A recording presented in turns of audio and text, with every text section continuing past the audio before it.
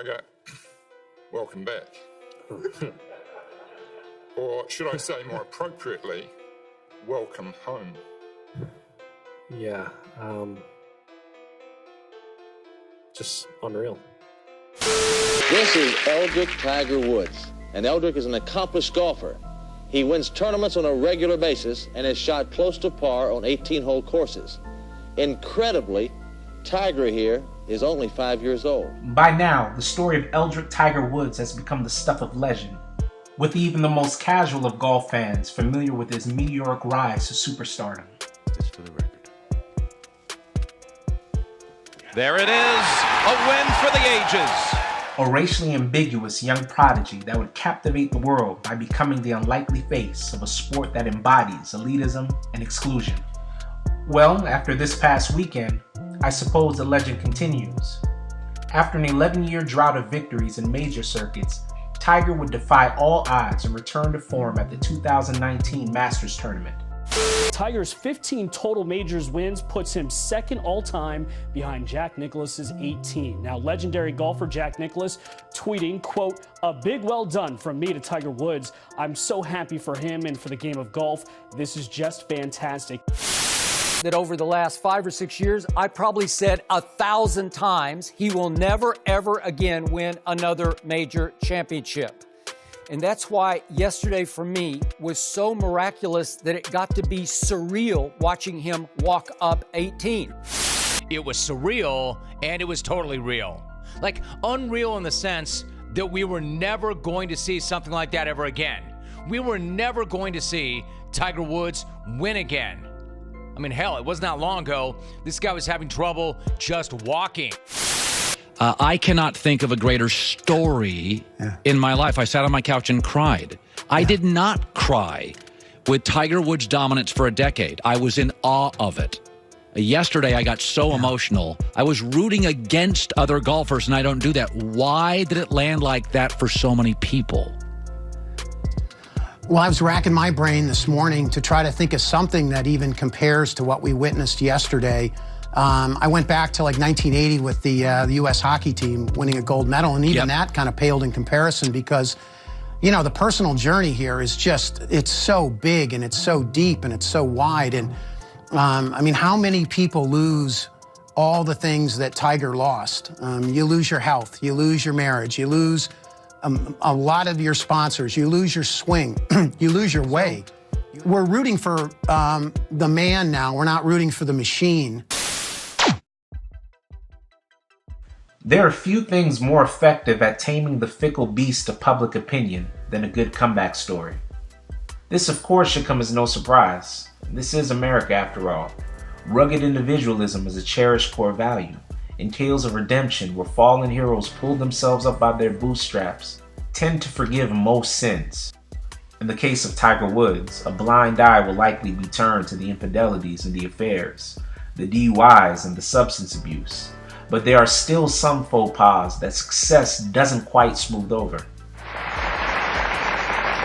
Can we get this straight? What do you call yourself? Do you call yourself African American? I know you are. Your father's half black, quarter Chinese, quarter American Indian, mother's half Thai, quarter Chinese, and quarter white. So you are. That's why you are America's son. Yeah. You are America's son.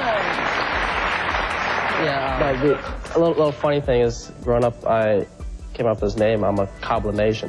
A Caucalinasian. Caucasian, blue, black, Indian, Asian. Caucalinasian. That's what you call yourself? Yeah. Mr. Woods, we were talking before you came out about what Tiger calls himself and about the time that he came home having been tied to a tree, being called a nigger and called a monkey. Although he may call himself Caucalinasian, when people see him, they see a black face. Mm-hmm. They see a black man. Mm-hmm. How did you raise him to believe that he was of what race and belonged to what race?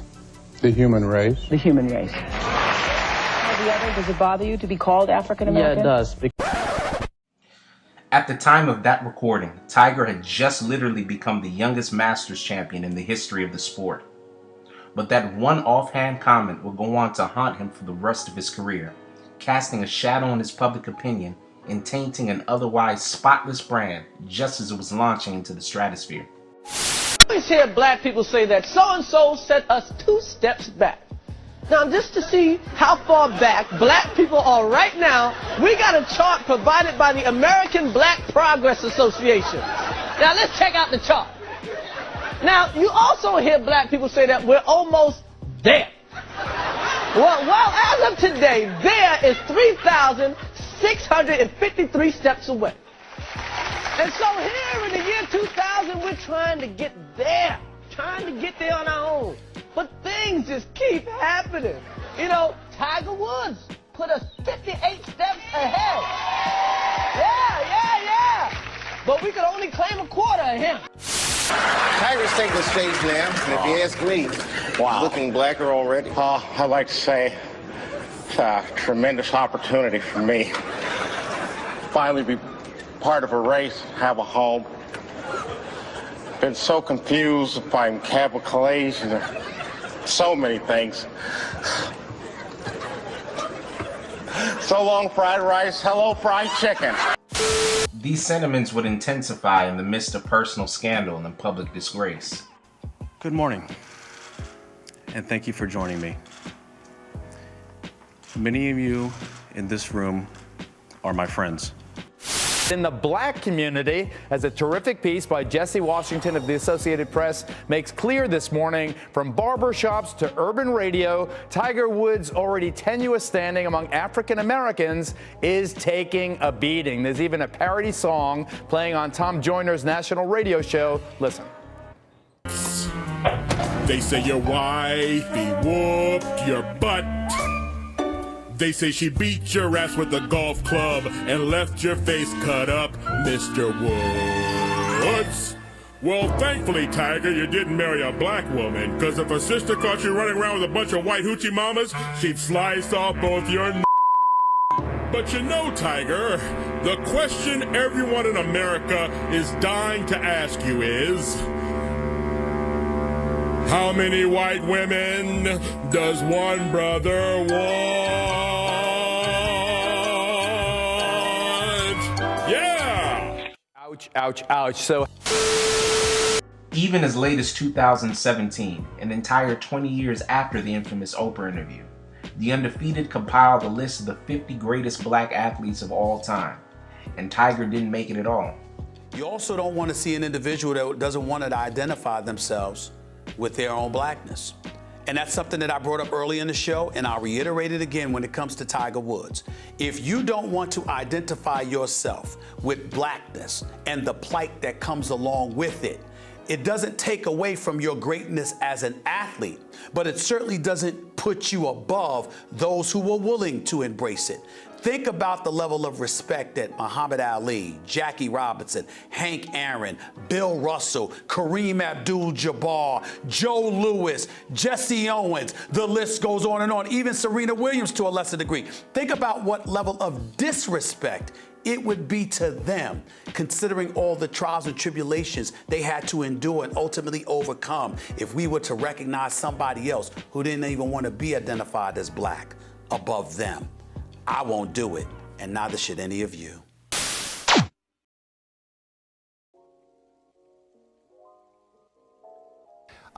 So, you know, this statement that Tiger's a capital nation, think of the year. It's 1997.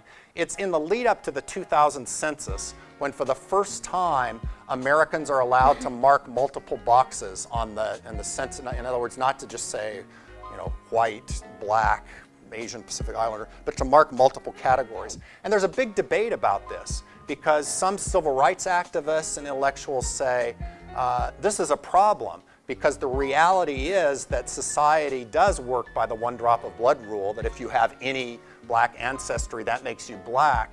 And so we need to recognize that fact and to maintain a kind of black solidarity around the idea of equal rights and justice for African Americans, and not to sort of split off into these ideas of multiracialism. So here you have this sort of that Tiger's this Kaplan Nation is being made fun of and stuff, but it's actually part of a debate about multiracialism as against the one drop of blood rule. And it's interesting to consider Tiger and Obama again in this context, because Obama makes a different choice. He always calls himself a black man of mixed heritage. So he plays within the rules of the one drop of blood rule in the sense, if an alien came from outer space, they might say, well, Obama had a white mother, couldn't he just as well call himself a white man of mixed heritage but that's not how race works in America. It works by the one drop of blood rule. And Obama in his personal life does all of this stuff to kind of consolidate his blackness. He marries a black woman, he joins a black church, he works in inner city Chicago. Tiger, on the other hand, is sort of this multiracial positioning, where he really doesn't do anything to try to authenticate or whatever his blackness. He marries a white Swedish woman, his caddy is a white New Zealander, he's traveling, he's playing on this, he doesn't belong to any specifically African-American organizations. And in the 22 years following that infamous Oprah interview, this has been a great debate regarding Tiger Woods, a man of mixed heritage that never felt the need to identify with any segment of his ancestry at the exclusion of another. And while his standing in the black community suffered because of it, it can never be said that Woods hasn't behaved authentically. He never lied about his race like Rachel Dolezal. Let me just ask you the question in simple terms again, because you've sent mixed signals over the years. Are you an African-American woman? I identify as black.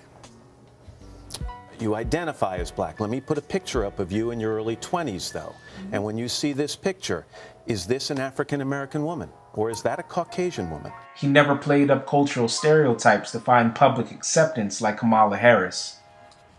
They say you oppose legalizing weed. That's not true. I know. and look, I joke about it, half joking. Half my family's from Jamaica. Are you kidding me? Among the people that were upset by it, her dad, Donald Harris, from Jamaica, an economics professor at Stanford University, says this: "My dear departed grandmothers, as well as my deceased parents, must be turning in their grave right now to see their family's name, reputation, and proud Jamaican identity being connected in any way, jokingly or not, with the fraudulent stereotype of pot-smoking, joy-seeking, and in pursuit of identity politics." Man, what a blast at his daughter who wants to be the next president. He didn't run to the black community out of convenience like O.J. Simpson. Look, I can't follow you. You don't know what you're talking about. All my best friends were black. When I got married, if you look at the group of people who were standing next to me, the majority of them were black. Half of my wedding was black. So I mean, you ask questions when you don't know what you're talking about. You're just throwing things out there, and you happen to be ignorant to the subject that you're talking about. Tiger, for better or worse, has always remained consistent and true to himself. Maybe in a distant future, the courage to do so may garner a bit more respect as opposed to resentment. Well, I know who I am. Mm-hmm. I'm like any, I used to be a teenager, but when I was a teenager, I went through that phase of self-doubt and the whole 9 yards, just like everybody does. Mm-hmm. And I learned and grew from that and evolved. And here I am today where I have a true sense of who I am. In some ways. Do you ever feel under any kind of pressure or any kind of prejudice? I mean, golf's quite often seen as an upper class white game. Mm-hmm. Do you ever feel that at all? Oh, every day. Not every day, but every time I go to a major country club, always feel it. You can always sense it. People are always staring at you. What are you doing here? You shouldn't be here. When I go to Texas or Florida, you always feel it. Because they're saying, why are you here? You're not supposed to be here. And that's probably because that's where all the slavery was. So, oh well. So do you feel in some ways that you can help change that if you became like the next Jack Nicklaus type figure or the next Tom Watson, that maybe that would re-educate people? Since I'm black, it might be even bigger than Jack Nicklaus. I might be even bigger than him, to the blacks. I may be sort of like a Michael Jordan in basketball, or something like that.